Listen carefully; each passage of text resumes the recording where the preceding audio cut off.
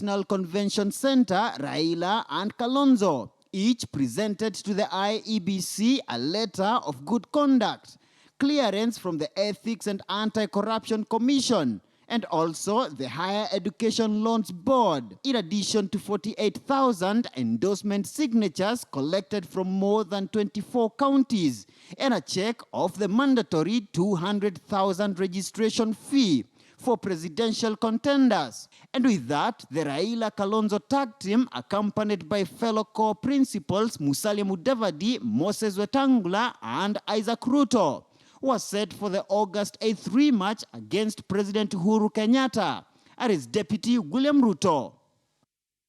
Wanapeleka mahindi yetu kwa bahari, alafu wanarudisha. Tuwafanyie nini? Tuwatume wapi? Tunapenda umati wa watu, lakini ushindi wa NASA utakuwa idadi ya kura. Tarehe 8 mwezi wa 8, muna tarehe ya kwenda kuonana na Uhuru na Ruto mundu mpaka waende nyumbani. At one point before leaving for the Jacaranda rally, Raila appeared agitated over a commotion on the main exit at KICC, which appeared to be blocking the NASA leaders from leaving the building. It would emerge later that Mudavadi and Wetangula lost their phones in the commotion. Earlier in the day, the 5 core principals sought spiritual guidance ahead of today's event at the All Saints Cathedral. Ni heri kupigia kura watu 5 kuliko 2 ambao ni wanyang'anyi. Kweli ama ni kweli? Wale wahalifu, wale wafisadi hawatapata kazi katika serikali yetu katika Kanani. Sawa sawa? Na yule asiye na mwana eleke nini? Wakati tukisema 10 million strong, imedhihirika wazi hapa leo Jacaranda. And so the journey officially begins for Raila Odinga to the August elections, and the campaign's now officially on. The next 71 days will no doubt witness an intensified scramble for the presidential vote. Muremi Mwangi, KTN News in Nairobi. So, of course, this is the 4th try or the 4th stab at the presidency by Raila Odinga. So let's just take a look here at our super wall on those previous attempts and perhaps take a trip down memory lane. So let's start with the most recent, which is the last election, 2013, about 4 years ago. Here he ran on the same party as today. The coalition was different. He's still running on an ODM ticket as he did in 2013. The coalition then was CORD. That's the Coalition for Reforms and Democracy. In this election, he garnered 5.34 million votes, which is about 43.7% of the vote. He lost to President Uhuru Kenyatta, who got 50.51% of the votes. Further back was 2007. Everybody remembers how contentious the results of this election were, being run then by the Electoral Commission of Kenya, now defunct. Led to the post-election violence. In that vote, he garnered 4.352 million votes. He lost to Mwai Kibaki by a small margin of about 232,000 votes. Now, let's take a look at 1997, and the reason we do that is because, of course, you remember 2002, he did not run. He had the now famous Kibaki Tosha slogan that brought the NARC coalition to power. So in 1997, this was his first try, and this time he was under the NDP ticket. This was his first stab at the presidency. He came in a distant third with 667,886 votes, behind Mwai Kibaki of DP, who came in second, and Daniel Arap Moi, who got about 2.5 million votes. That was about 40.4% of the vote at the time. So with all of these, will he be 4th time lucky? Well, the 8th of August will be the day that will determine all of that. Remember, they keep saying it's that one last bullet that's left for Raila Odinga, obviously because he says he will serve for 1 term only should he be successful. 8th of August, we will know the truth. All right, so let's stay with matters of nomination. It's now all systems go after the IEBC cleared 4 candidates to vie for the highest job in the land. But even as others had it easy getting the much-needed clearance, some aspirants such as Abdu Badida and Joseph Nyaga faced some hitches. Rita Tinina was at KICC and brings you day 1 of the exercise. With 10 aspirants shortlisted to vie for the presidency from a list of 18,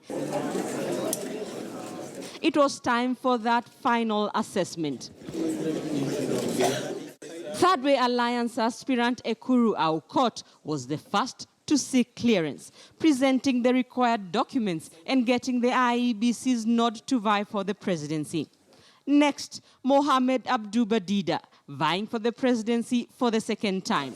But his initial presentation of papers was not without a hitch.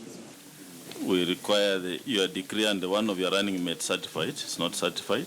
Dida's self-declaration form and that of his running mate, Titus Ngetuni, did not meet the requirements. Self-declaration forms for both the presidential aspirant and the running mate need to be signed and commissioned before commissioner votes. The pair was given time to correct the anomalies and returned shortly before 1 p.m. This time, they got that all-important clearance. I want to congratulate you on your nomination. It is just bad governance, poor leadership that has taken us the way we are. I have so many lessons for you. Now that I have been cleared by the IEBC, my classes have started. And I will teach you. Independent candidate Joseph Nyaga's presentation of nomination papers too was not smooth sailing. He was a little more generous in paying his nomination fees, presenting a banker's check of 250,000 shillings instead of the required 200,000 shillings. Because when we were being briefed by IEBC, we thought, again in excitement, we thought they said 250. The notes we wrote was 250,000 Kenya shillings. But the form, when we took it home, said 200. Tukafikiria labda, unajua mambo ina change. That you don't take a chance, you come with the lower one, and you're thrown out because hukuleta ya kutosha. So we took a risk. Nyaga's running mate also failed to present his certificate of good conduct. It comes from CID. He has it. In fact, had we been allowed 5 more minutes, he would have produced it. It's on his way. Nyaga was the last to present his papers on day 1 of the exercise and will have to make another date with the IEBC on Monday.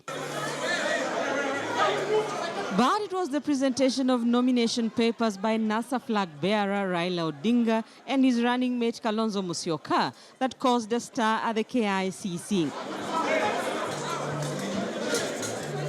ODM party officials presented required documents, among them certified copies of educational qualifications, copies of national identity cards, passport-size photographs, party nomination certificate, and signatures of supporters. With all the documents in order, Raila and Kalonzo, just like the other candidates, were shown a sample of what the ballot paper will look like before they were given the green light.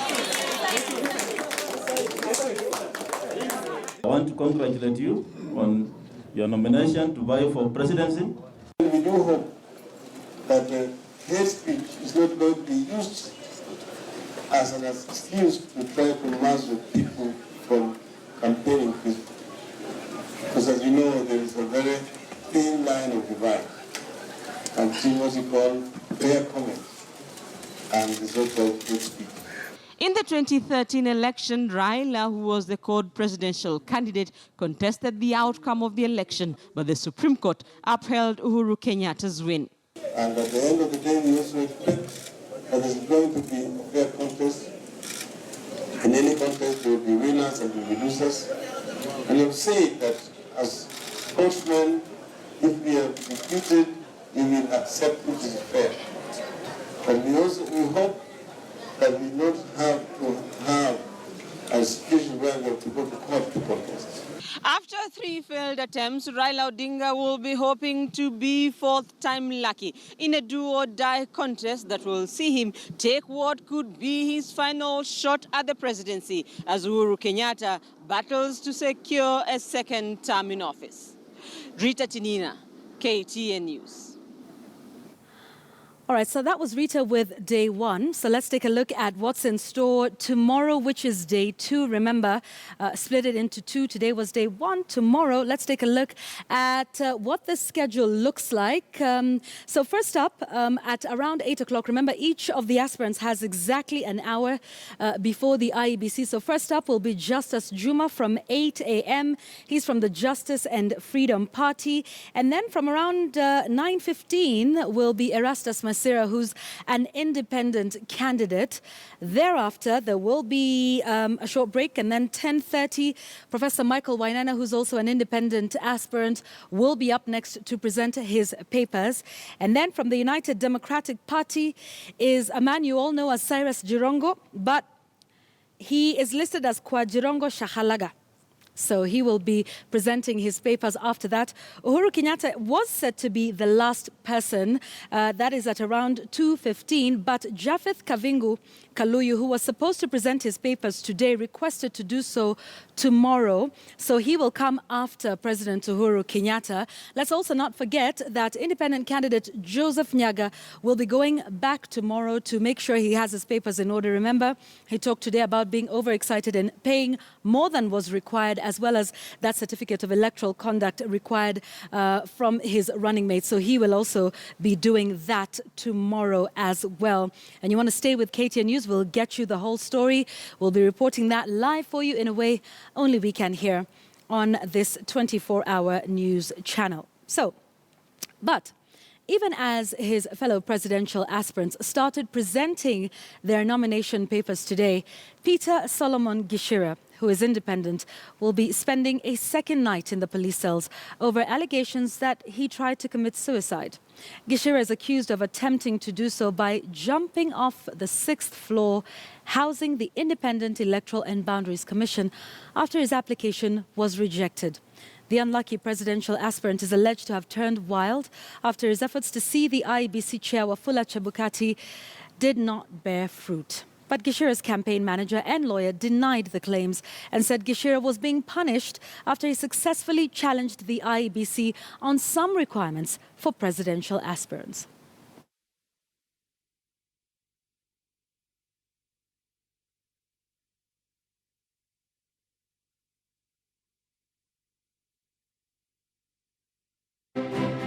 There are two options. Number one, we shall still deal with the aspect of bail, but I'm sure even if we don't succeed in getting bail today, then by law they are supposed to present him to court tomorrow to face whatever charges that they are putting against him. We shall deal with that at court, and we shall be able to get bail. Trust me on that, we shall be able to get bail in court. But at the end of the day, the major problem is IEBC's failure to comply with the order by Justice Odinga not to reject his papers on account of flimsy grounds. The IEBC is working for someone, and that someone cannot be the opposition. I believe that the IEBC is not independent from the word go, because I've been through this process from the beginning until now. We've been facing obstacles all the way, and our court, we've been in court like from the first day. From the day that we were securing our symbol, it was rejected at the political registrar's party, somewhere there by Njoki Ndungu. It was rejected twice. We had to go to court for them to allow us to use our symbol. An unknown number of people vandalized a section of the standard gauge railway at Kafuduni area near Mariakani, some 30 kilometers from Mombasa. The vandals are said to have made away with guardrails, thus exposing the yet-to-be-launched railway line. The incident comes just days to President Uhuru Kenyatta's maiden trip on Wednesday this week, when he's expected to launch operations for the first phase of the project from Mombasa to Nairobi. KTN's Francis Ontomwa has more.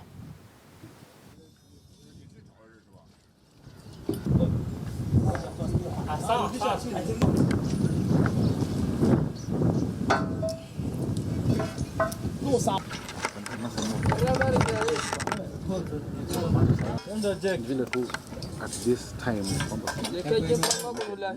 people are more sensitive.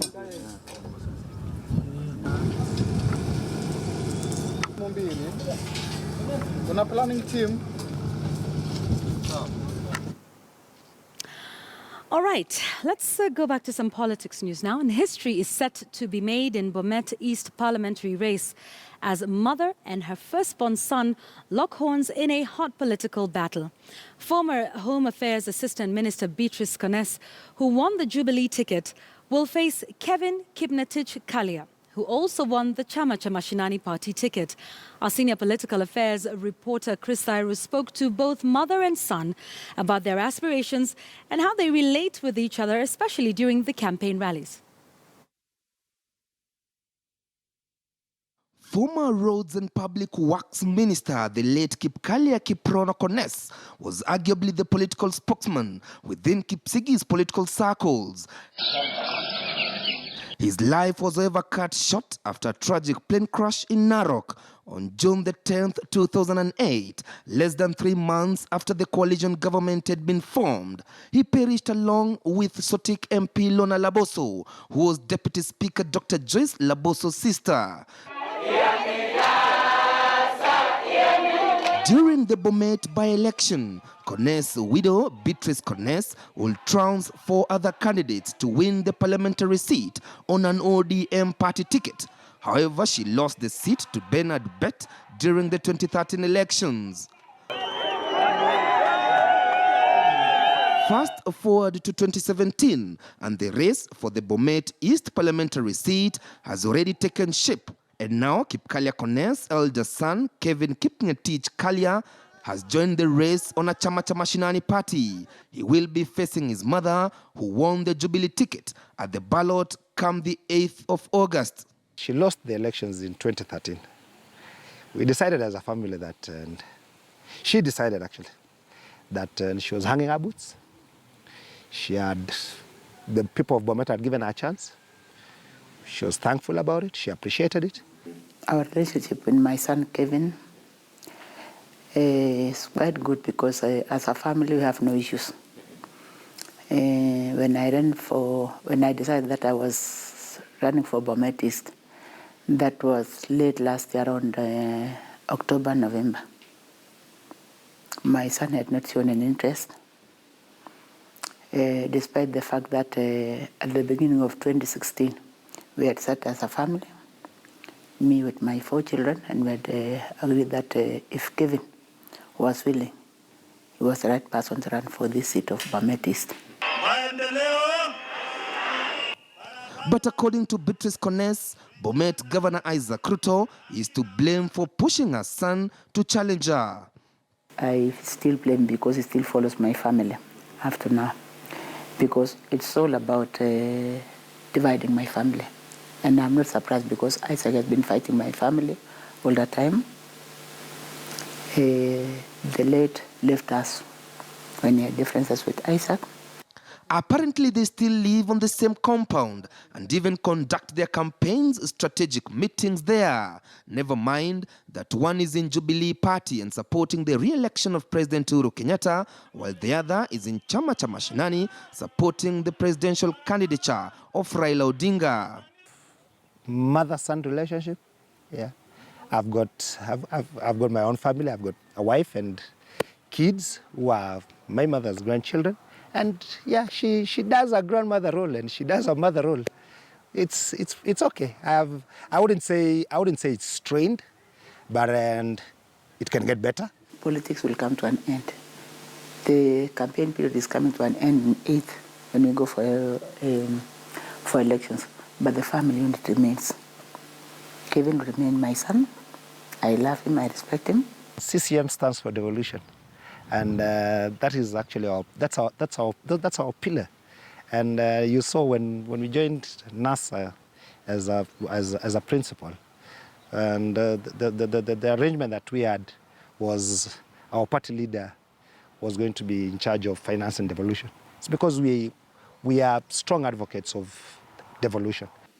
So to me, I was shocked when my son said that he was running on a CCM ticket because We have never been in good relations with Isaac. Given the bitter rivalry between supporters of Jubilee and Chama cha Mashinani in Bomet County, which sometimes result in violence, Kevin says he decided to adopt a different strategy in his campaigns to avoid any political clash between their supporters. I said there is a lot that afflict the people. There are a lot of issues out there. You don't need to get personal. You don't need to throw stones. Nothing. You don't need to clash, absolutely. I always equate him to somebody who's learning swimming. Because when a child learns swimming, he has to start with that small pond, at least to practice, make sure that he practices how to swim. But swimming doesn't mean that you start and then you go to the deep end. And then after some time you graduate pole. That is what Kevin is practicing now. Come 8th of August, someone, hopefully, one of us will get a seat, hopefully me. By God's will, if I win, which I'm almost sure, I'll embrace my son. We'll sit as a family. And with less than 3 months to the August 8th polls, both mother and son, who remain the front runners for the Bomet East parliamentary seat, will continue to traverse the constituency in search of votes. At the end of the day, the voters of Bomet East will have the final say. Chris Dairo, KTN News, in Bomet Town.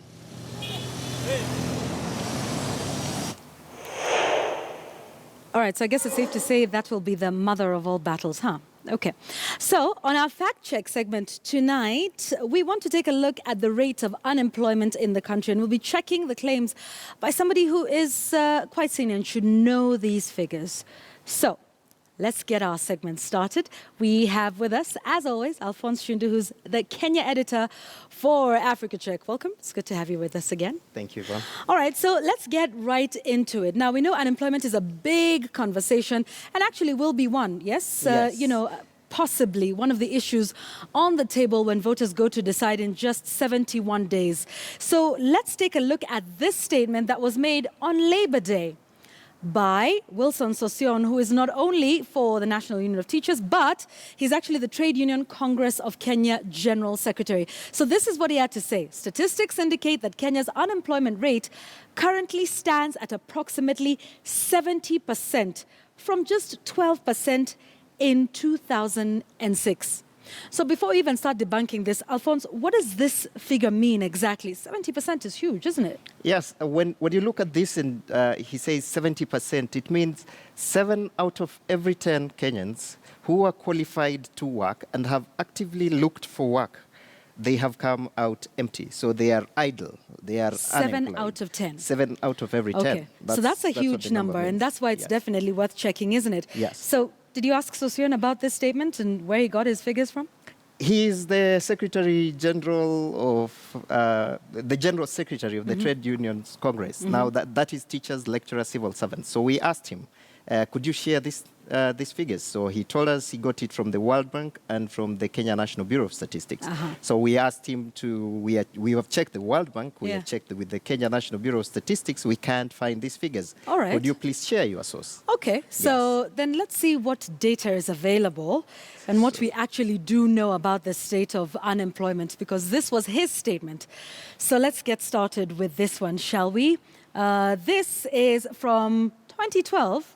Which is the Kenya National Bureau of Statistics after the census, talking about 9.7 overall unemployment rate. So tell us about this and why we don't have the latest data. All right. This data, the last time we did a census was 2009. Yeah. So 3 years later, the Kenya National Bureau of Statistics analyzed the census data to get the details of the labor in Kenya, labor force in Kenya. So what they came out with was that 9.7% was the unemployment rate.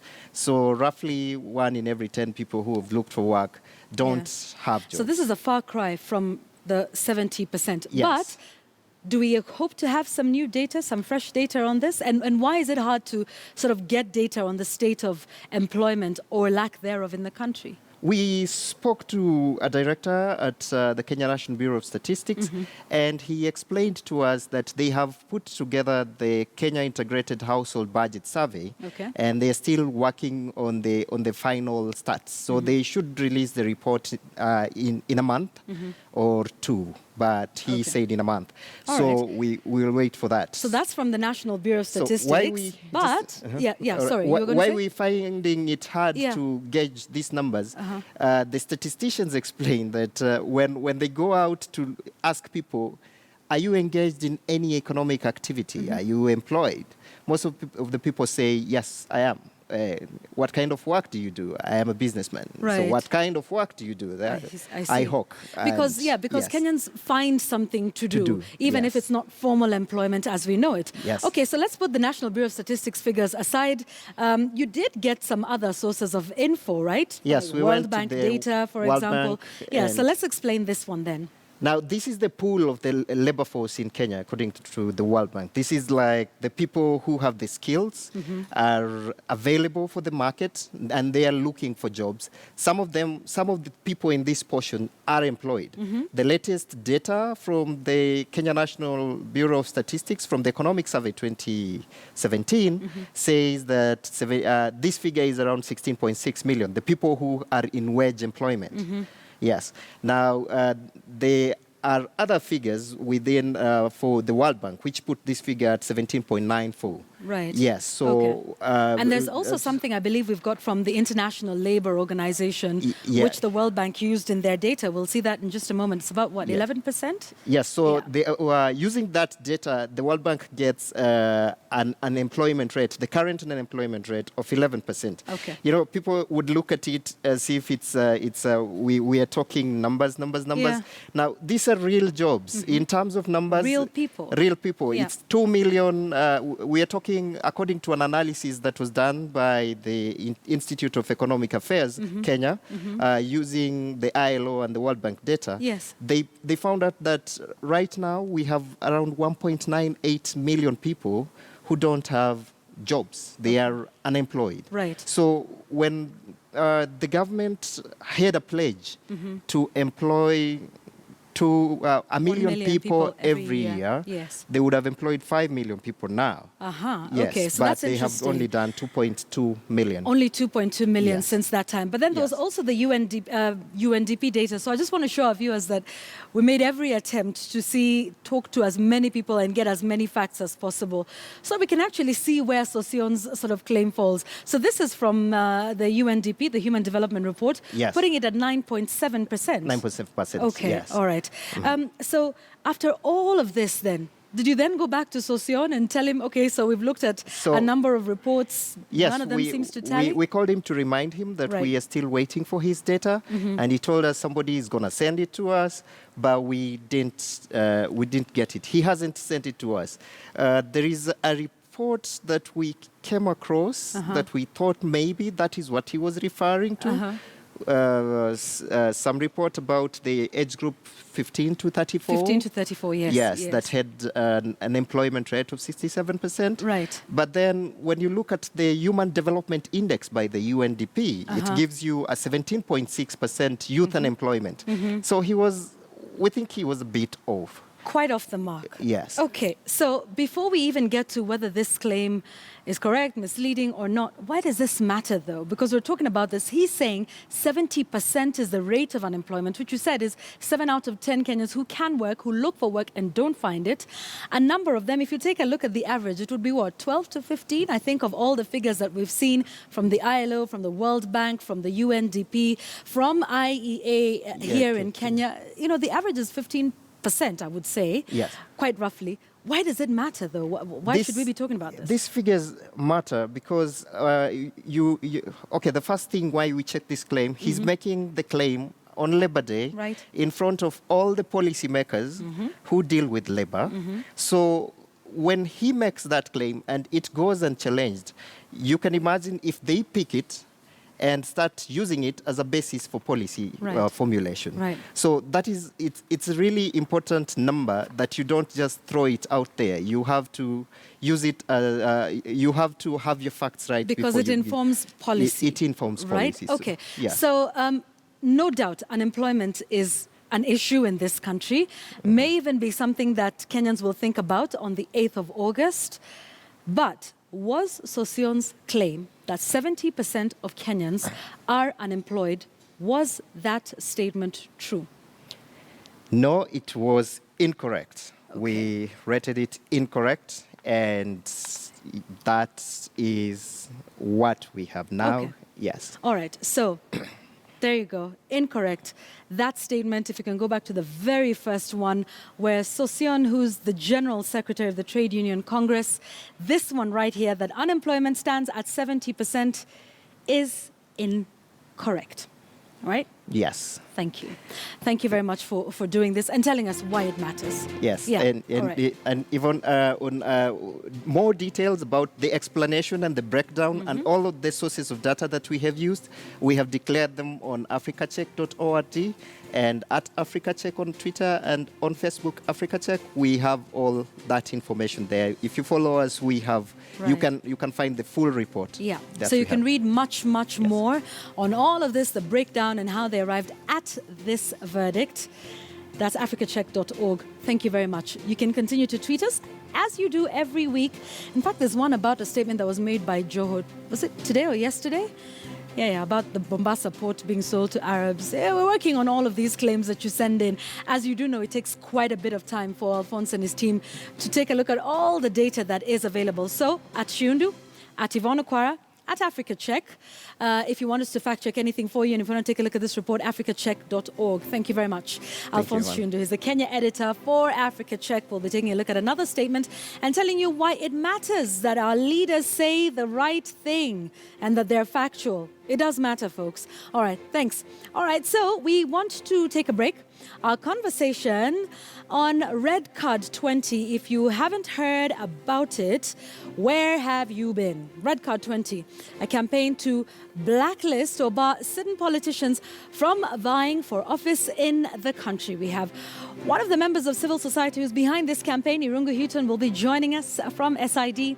We also have Kamodo Waiganjo as well as Harrison Kinyanjui. What are your thoughts? We'll also be showing you some reactions from some of those who are in that red card list. We'll be back after the break.